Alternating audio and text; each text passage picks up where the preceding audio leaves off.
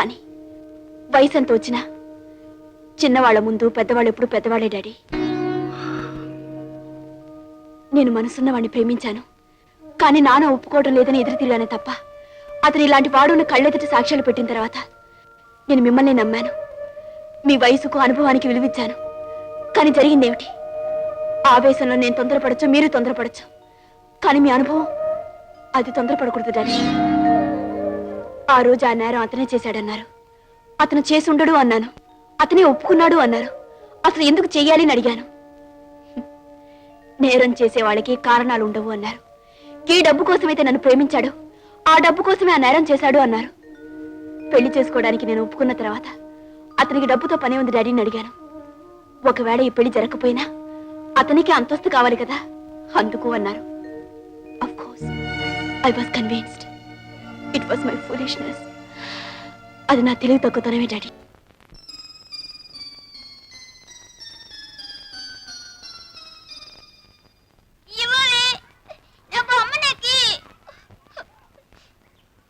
పోవే పిచ్చి బొమ్మ, నువ్వే ఉంచుకో పోవే. ఏ నీకు తల ఎవరు చూస్తున్నారే? మా అమ్మ. నీకు అన్ని ఎవరు పెడుతున్నారే? మా అమ్మ. చిట్టుకి అమ్మలేదుగా, ఇవన్నీ ఎవరు చేస్తారే? వాళ్ళ నాన్న. ఏ చిట్టుకి అమ్మలేదే, చిట్టుకి అమ్మలేదే, చిట్టుకి అమ్మలేదే, చిట్టుకి అమ్మలేదే, చిట్టుకి అమ్మలేదే, చిట్టుకి అమ్మలేదే, చిట్టుకి అమ్మలేదే, చిట్టుకి అమ్మలేదే, చిట్టుకి అమ్మలేదే, చిట్టుకి అమ్మలేదే. చూడండి, ఎవరన్నారు చిట్టికి అమ్మలేదని? నేనే చిట్టి అమ్మని. చిట్టి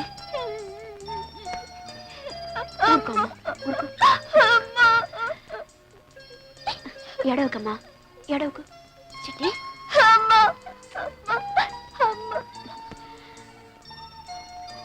రామ్మా. ఎక్కడికి?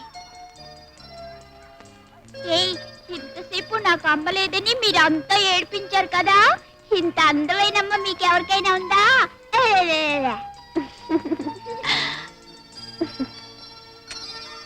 అమ్మా.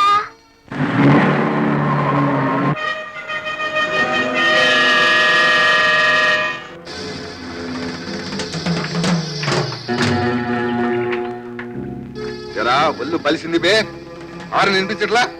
ఎక్కడా మీ మెకానిక్? మా కార్ రిపేర్ చేస్తున్నాడు, కనిపించట్లా? ముందు మా జీప్ రిపేర్ చేయమని. ఏ మిస్టర్, ముందు మా కారు వచ్చింది. ఎరా సిల్క్ చక్క, మాటకి మాట ఎదురు చెప్తున్నావు. పేరని. మర్యాద కావాలా? ఒరే, ముందు కారుకిచ్చి తర్వాత వీరికిద్దాం.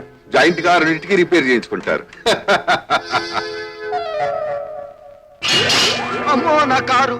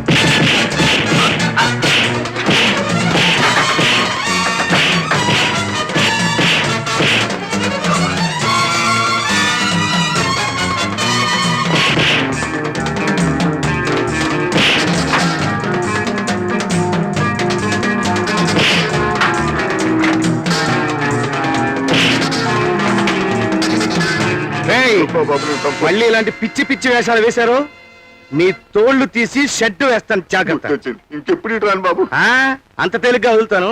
మీరు కారు విరగొట్టారుగా, డబ్బు కట్టాలండి. డబ్బు అవును. నా దగ్గర లేదు బాబు. అయితే ఓ పని చేయండి, మీరు డబ్బు తెచ్చేదాకా ఈ జీప్ ఇక్కడే ఉంచండి. పడే లేపండిరా.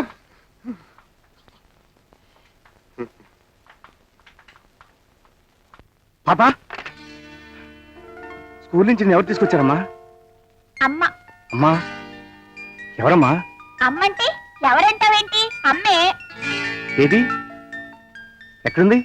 నీ చెప్పను, నువ్వు నాకన్ని అబద్ధాలు చెప్పావు. అమ్మని ఇంట్లోంచి నువ్వే పంపేశావంటగా. ఏమిటమ్మా నువ్వు చెప్పేది? అసలు అమ్మ ఎక్కడుంది? నేను మాట్లాడతాను. రా చూపిస్తాను.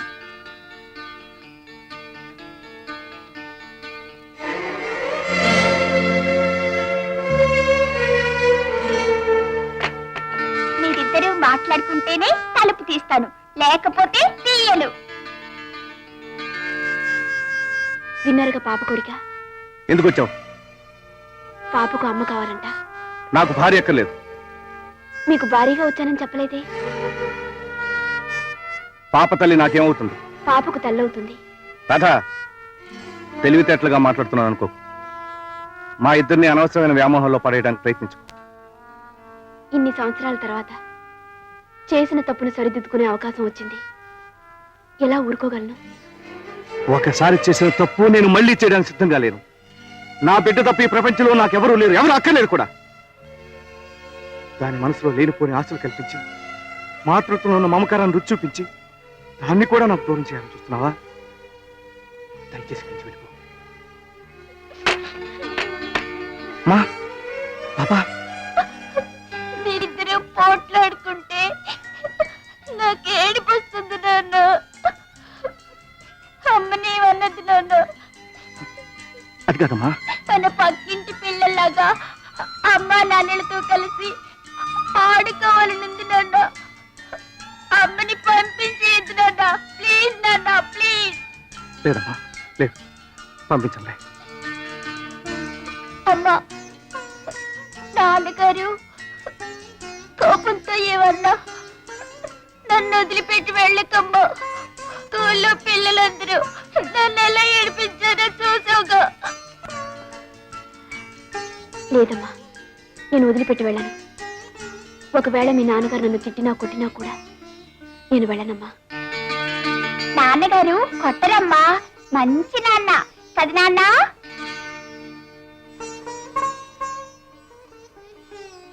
విన్నారుగా దీని బాధ. మీకు భార్య లేదు. భార్య లేని లోటు ఏమిటో మీకు తెలుసు. ఆ అసంతృప్తితో జీవితాంతం బ్రతకడానికి మీరు సిద్ధపడచ్చు. కానీ తల్లి లేని పిల్ల ఆ లోటుతో బ్రతకలేదు. తల్లి పలకరింపు కోసం, ఆలనా పాలనా కోసం ఇది ఎంత తగదలాడిపోతుందో మీకేం తెలుసు.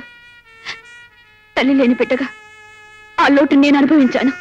నా మాట వినండి. దయచేసి మీ మనసు మార్చుకోండి. కనీసం పాప తల్లిగానేనా నాకు ఆ స్థానాన్ని ఇవ్వండి. నాన్న, అమ్మతో నవ్వుతూ మాట్లాడవా? నీకోసం ఏమైనా చేస్తానమ్మా. చిచి, వెదవ బతుకైపోయింది. పాండవులు అరణ్యవాసం చేసినట్టు నేను కొట్టుకుంటూనే ఉన్నాను, కానీ లాభం లేకపోయింది. ఇదిగో సురేంద్ర, అదృష్టం అనే పదానికి అసలు నీకు స్పెల్లింగ్ తెలుసా? లేదు, కానీ దురదృష్టం అనే పదానికి స్పెల్లింగ్ ఈ మధ్య నేర్చుకున్నాను. శుభం. శుభవార్త. బా, ఏమిటా గావు కేకలు? యువత రక్తపోటు మనిషి నేనున్నాను. మన చిరకాల వాంఛ నెరవేరబోతోంది. అంటే ఆ గంజాం నవాబ్ గోల్డెన్ కార్డ్స్ విషయం తెలిసిందా? అరే, ఎలా కనిపెట్టావు? నేను రాత్రింబగళ్ళు ఆలోచిస్తున్న అర్థం కానిది అదొక్కటే. త్వరగా విషయం చెప్పు. ఆ గోల్డెన్ కార్డ్స్ ఎగ్జిబిషన్ లో పెట్టారు. 15 రోజుల వరకు అక్కడే ఉంచుతారట. ఈలోగా మనం వాటిని ఎలాగైనా సంపాదించగలిగితే